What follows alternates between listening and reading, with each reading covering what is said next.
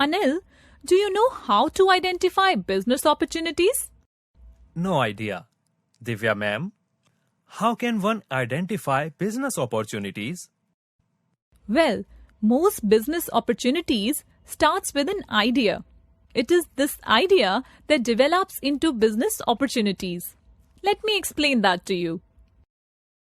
Now, what is an idea? An idea is the content of cognition. Is every idea an opportunity? An idea clearly needs to be valuable as well. An idea connotes exploitation of a customer requirement. Why should we evaluate an idea? In an entrepreneurship, an idea is concerned with the discovery, evaluation, and exploitation of profitable opportunities. Successful entrepreneurship requires the ability to balance technical knowledge and market knowledge. Many people have technical knowledge and neat ideas based on their technical knowledge. But they seldom address an opportunity. It is hard for them to know if the idea is required right now or later. Is there a need for your cool technology? This question has to be asked for every idea generated. There may be many ideas for businesses, and we need to think of these. Of all the things that are possible, which are the ones where the difference between what customers will pay and what it will cost to make is the greatest? The more unique the opportunity, the more is the payoff, if it is implemented properly. Divya ma'am, how do we recognize or create an opportunity? It depends upon how valuable is the opportunity. The questions that arise after the opportunity is identified are: how do we know it's valuable and valuable for what? And how do we exploit it and where? It could either be exploited in an industry or market segment. After that comes the question of when. That is, can the idea be exploited in a market's evolution? And how? It means what exactly to produce and how to charge. Next comes the tactics. What type of tactics has to be applied in financing, exits, and growth rate and appropriating rents? With what effect? Opportunity discovery needs some luck too. The odds can be managed once it is discovered. We need to remember to be prepared for the opportunity. Just luck will not be enough to achieve success. Also, once an opportunity is discovered, then you need to know what to do with it. Divya ma'am, I have heard that markets grow at different rates. Is it true? Yes, Anil. All types of markets grow at different rates. The idea is to identify a market that is structured and stable, but is still growing, and it does not require a very large capital outlay.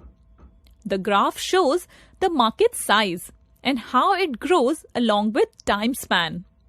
Markets can be divided as large market size and growing market.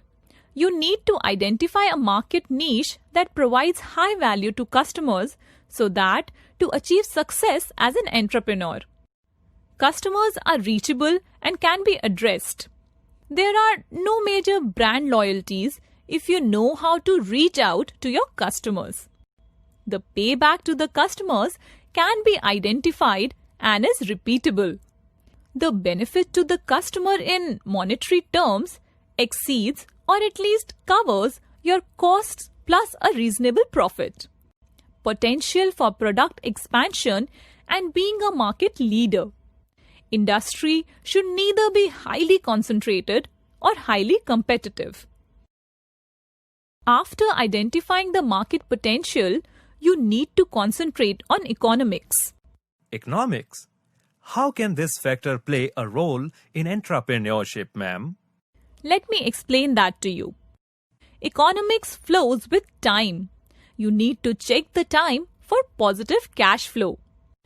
Cash flows, simply put, is the difference between the cash that flows in and cash that flows out. Upfront, the capital needs to be low.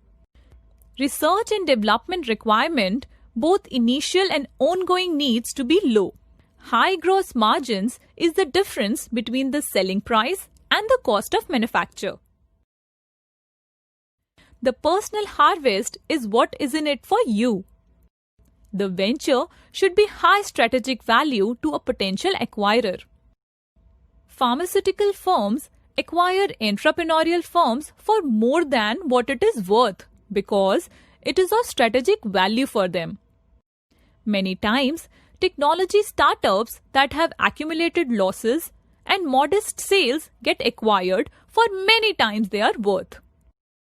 Strategic value comes from having important customers, distribution, or a proprietary technology that has strategic value to an incumbent in an industry. Does it cover your opportunity costs? The money that you will make from your personal next best option plus other non-monetary things that you will be giving up. Competing with incumbents is called competitive advantage.